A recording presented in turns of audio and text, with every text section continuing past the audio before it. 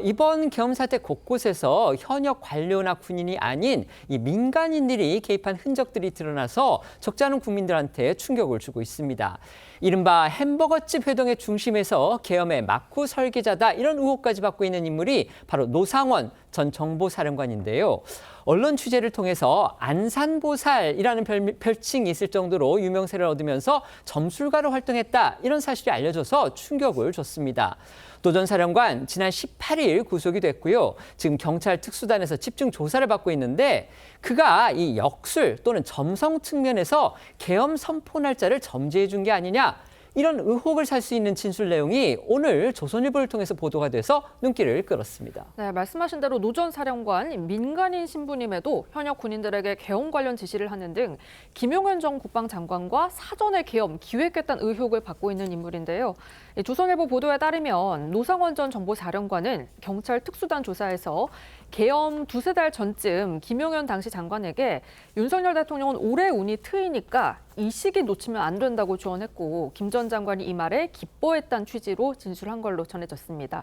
당초 김 전 장관은요, 미국 대선 등 굵직한 현안이 많다는 이유로 올해 비상계엄 선포에 부정적이었지만 보도된 내용대로라면 전역 이후 역술가로 활동한 노 전 사령관이 비상계엄 선포일을 지난 3일로 정하는데 일부 역할을 했을 가능성도 배제할 수 없다는 겁니다.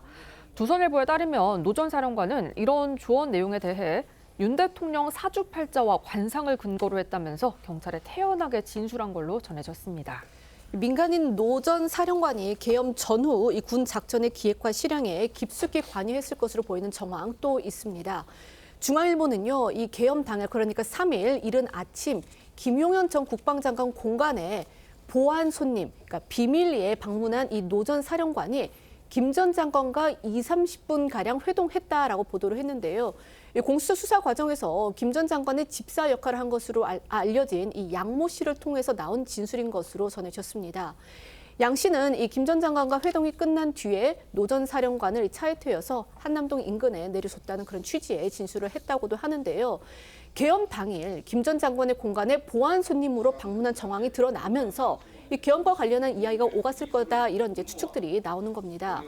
앞서 노 전 사령관은요, 체포 전에 저희 TV조선 취재진에게 계엄 사전 모의와 관련한 의혹에 대해서는 부인한 바 있습니다. 당시 발언 들어보시겠습니다. 들이 김용현 장군 내가 옛날에 같이 근무했으니까 줄 좀 서려고 그런 소리 했겠지. 노상원 전 사령관이 민간인 신분임에도 이 비상계엄 관련 혐의로 실제 구속까지 되면서 그의 과거 이력에도 관심이 쏠리고 있습니다. 네, 노 전 사령관은 경북 문경 출생으로 대전고를 졸업한 뒤 1981년 육군사관학교 41기로 수석 입학을 한 걸로 알려졌는데요. 입학 당시 언론 보도에 나온 노 전 사령관의 이름 노용래로 영관 장교 시절 현재 이름이 노상원으로 개명을 했다고 합니다. 조선일보는 노 전 사령관의 육사 동창의 말을 인용해서 왜 이름을 바꾸냐고 물었더니 노 전 사령관이 나중에 큰 뜻을 이루려면 다른 사람들이 나를 바라보는 틀부터 바꿔야 한다. 그건 이름에서 시작된다. 이렇게 답했다고 보도했습니다. 노 전 사령관 현역 시절에 군인으로서는 핵심 보직을 거치면서 승승장구했습니다. 하지만 6년 전에 불명예 전역을 한 뒤에 돌연 역술인의 삶을 선택한 것으로 알려졌습니다. 네, 말씀하신 대로 노 전 사령관은요, 군 재직 당시 육군 참모총장 수석 전속부관, 대통령 경호실 군사관리관, 정보사령관 등 핵심 보직을 거쳤습니다.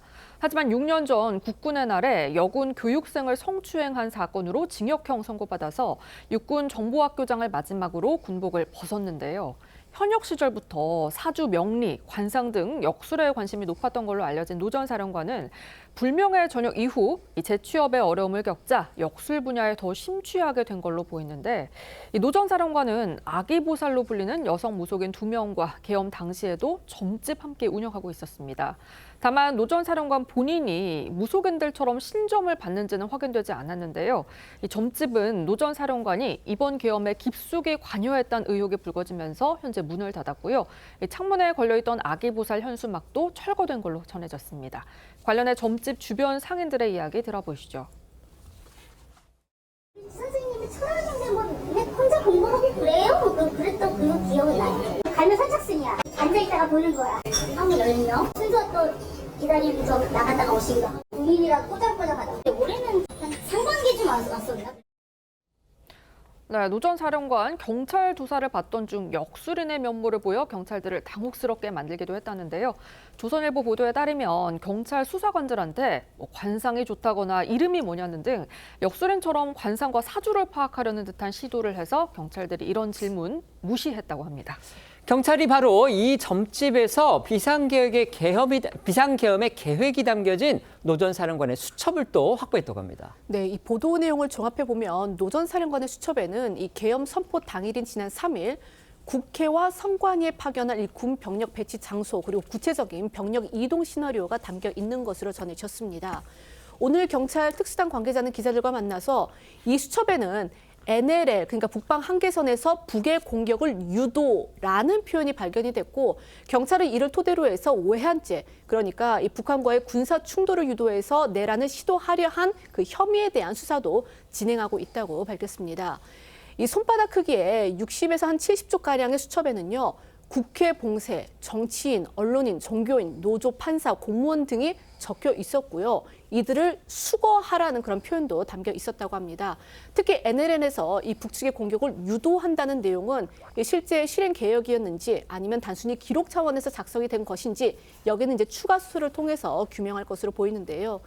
일각에서는 민간인 신분이 이 노 전 사령관이 이번 계엄에 개입하게 된 그 배경을 두고서 불명예 전역으로 군인연금에서도 이제 불이익이 있어서 생계에 어려움이 있었을 거다 이런 이제 추측이 나오고 있는데 그러니까 결국 이 계엄 모의를 기회로 여겨줄 수 있다는 분석입니다.